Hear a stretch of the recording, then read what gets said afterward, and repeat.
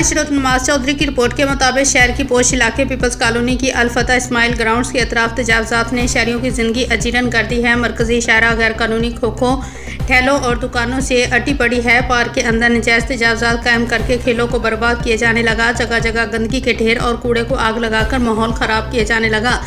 Park के अंदर गंदगी वाज़ेह तौर पर देखी जा सकती है और जलाए जाते हुए कूड़े के ढेर भी नज़र आ रहे हैं। पार्क के अंदर सिलेंडर भी देखे जा सकते हैं जो किसी वक्त भी बड़े हादसे का सबब बन सकते हैं, मगर मुतलका अदारे एक दूसरे पर जिम्मेदारी डालकर खामोश तमाशाई बने हुए हैं। बासौख ज़राए के मुताबिक तजावुज़ात माफिया ने बरसों से इस मुकाम को अपनी कमाई का अड्डा बना रखा है। शहरियों का कहना है कि PHM, म्युनिसिपल कॉरपोरेशन और दीगर अदारे या तो माफिया से खौफजदा हैं या फिर बड़े फ़ायदे समेट रहे हैं। दूसरी जानब पीरा फोर्स की शहर के दीगर इलाकों में शानदार कार्रवाइयाँ जारी हैं, जहां तजावुज़ात को ज़मीन बोस करके रास्ते कुशादा किए जा रहे हैं। मगर सवाल यह उठ रहा है कि पीपल्स कॉलोनी का यह इलाका अब तक महफूज क्यों है।